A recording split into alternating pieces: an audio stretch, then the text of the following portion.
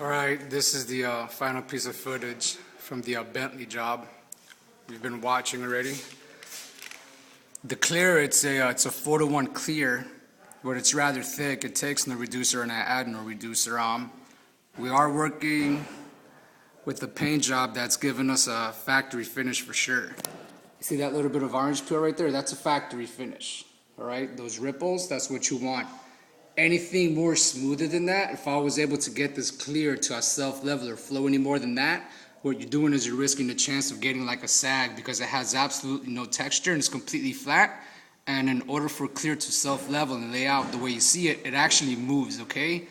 But if you lay such a sufficient amount that is basically just like a cascade, like running water, and you will get kind of ripples. It doesn't even have to be a drip or a run. It can just... some terms for that would be just access clear, just too much clear, okay?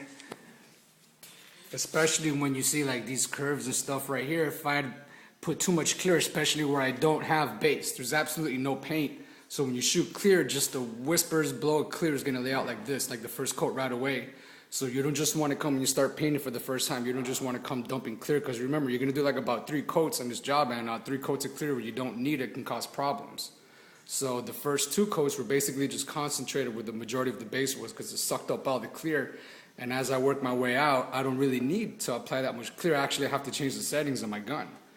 See, or else you'd have like runs collecting all along here and just breaking off and just kind of coming down along here on this edge. You don't want that kind of stuff. Got proper clearance on the mirror. Proper clearance. All this right here, get all this clearance. There's no paint buildup. My clear didn't build up anywhere. This tape is wax coated, so when you open these doors, it's going to be okay. Now this is that tape I was telling you about. Now that I'm at this point, I'm going to take this tape off because I do not want it sticking permanently. Okay, let's take this off. If there were a gap here, like a trim or a molding, and I had clearance, it'd be okay, but all I have here is a body line to work with. You see? It won't cause problems, but usually right here in this area where there was absolutely no base, if anybody was to have a run, they would have definitely had it anywhere around this area, anywhere near here, from here on. They would have had runs all over this, okay? Because all this needed was clear. You gotta be real careful.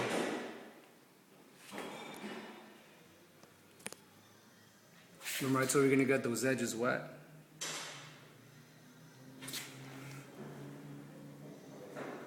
See that? This is a Bentley. Now, I didn't do a job like this because it's a Bentley. I'm just showing you because it is a Bentley, you have to keep the standard up. No room for errors. No room for errors. Give you another angle from here. Show you the top. See that? What time will you be doing, Jake? As soon as I'm done with this video. If I throw you up 20, you will pick something and bring it back for me? I'll try. Okay. So. Whenever you're ready, dog.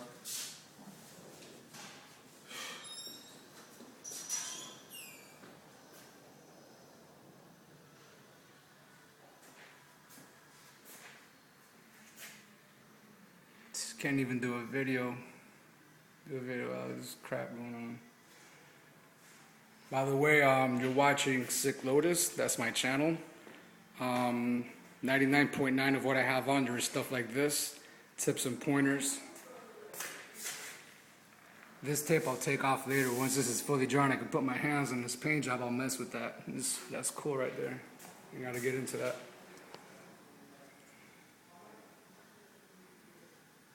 This is where we shot the ground coat, which was the lighter shade of gray. Then just multiple coats of base, blending out each time, blending further and further and further. And every time I blend out further and further and further, I'm reducing the paint. I'm cutting it with the blending agent, right? Which makes it more and more transparent and less thick, and for a nice easy blend.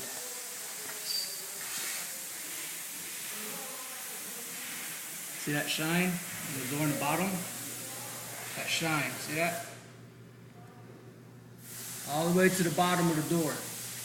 All the way down, that shine, man.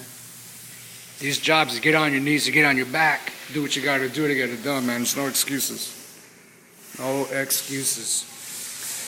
And by the way, when you're blending the actual base, the silver, first you were covering this whole area was gray. We were doing this, okay? Like I said earlier, every time you stop to change directions, for 1 second you're putting an extra amount of clear there that doesn't have to be there unless you're trying to eliminate a line, you know, which was the line where the primer work diminished. But what am I saying? When you actually go to do your blend, like, okay, I accomplished this, it's covered, now I'm just going to blend out to my panel so I can clear and stuff. You don't just want to come here and do the same stuff because you're stopping and you're going to create a line. What you do is you go like this. You just go, you go out, that's it. You just come back, start from here, just come and just back off, right? When you come to blend this way, just come kind of like from the middle of the door, you know? Come this way. Where's my hand, right? This way, just blend it out. You don't want to do this number and stop and come this way because you're stopping and you're creating a line. You only do that when you're trying to fill. When you're trying to fill, once it's filled, out that way.